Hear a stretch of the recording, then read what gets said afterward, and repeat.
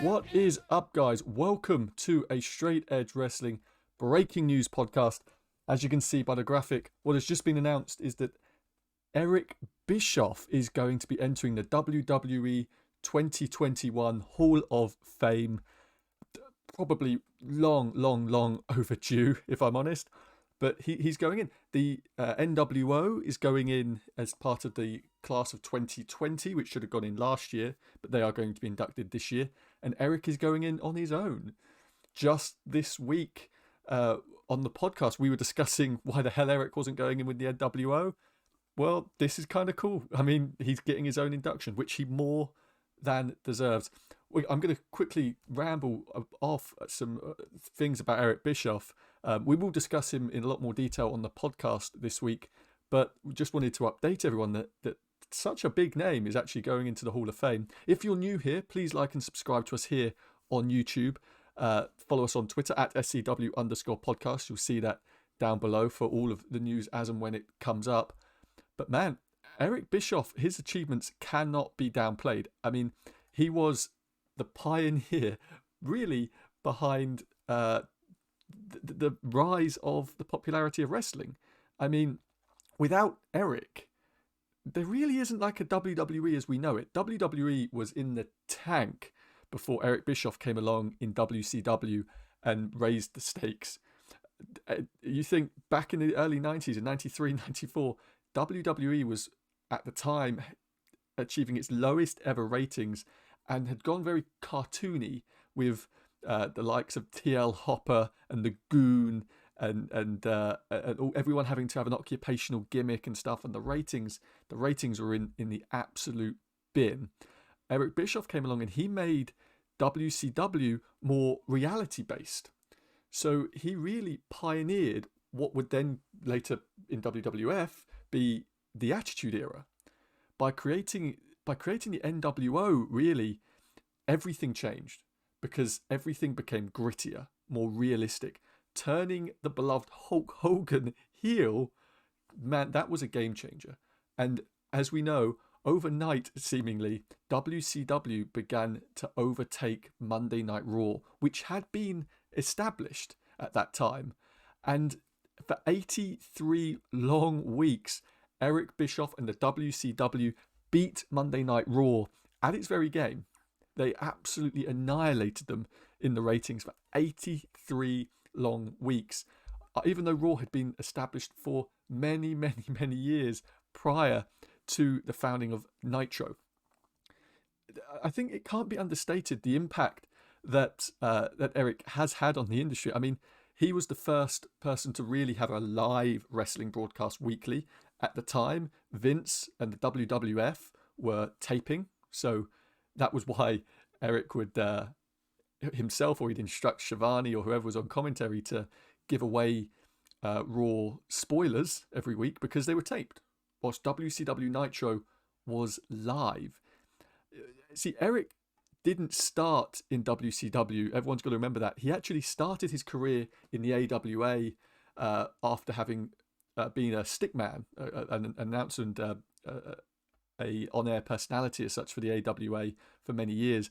And he was running their syndication projects over at the AWA before he joined WCW in, I believe, 1991, and he rose to become the executive producer of WCW.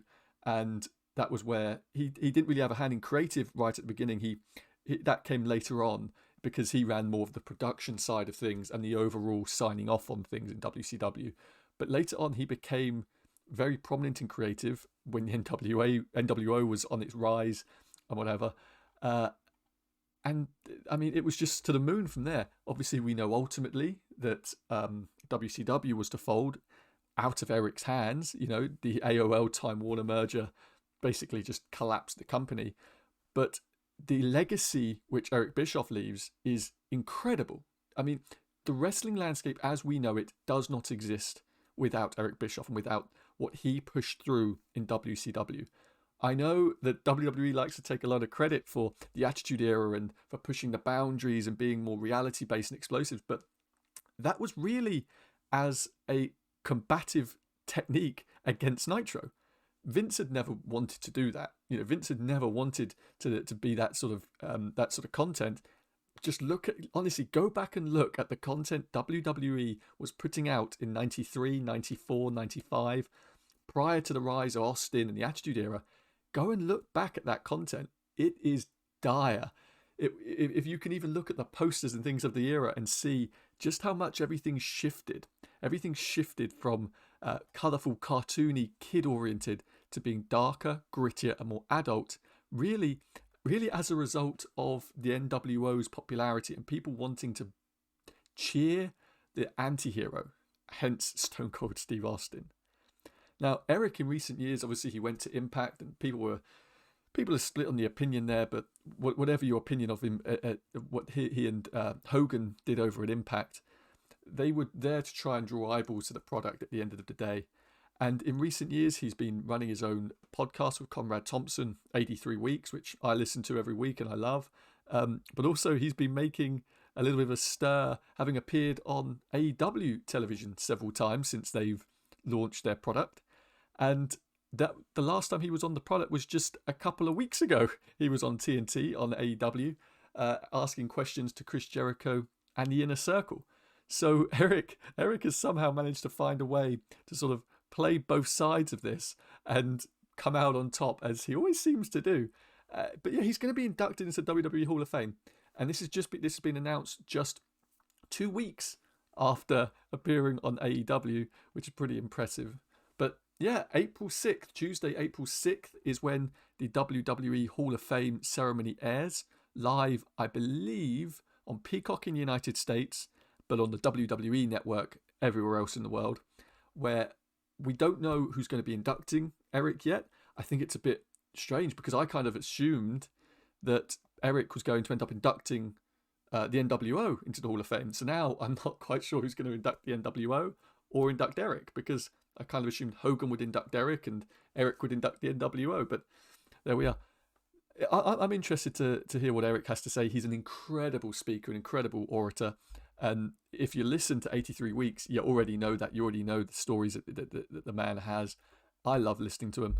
But yeah, we're going to have a lot more on Eric Bischoff in the WWE Hall of Fame and his accomplishments. We can hear what Tyler has to say about it this Sunday on the Straight Edge Wrestling podcast. But until then, we will see you next time for another video. I'm out.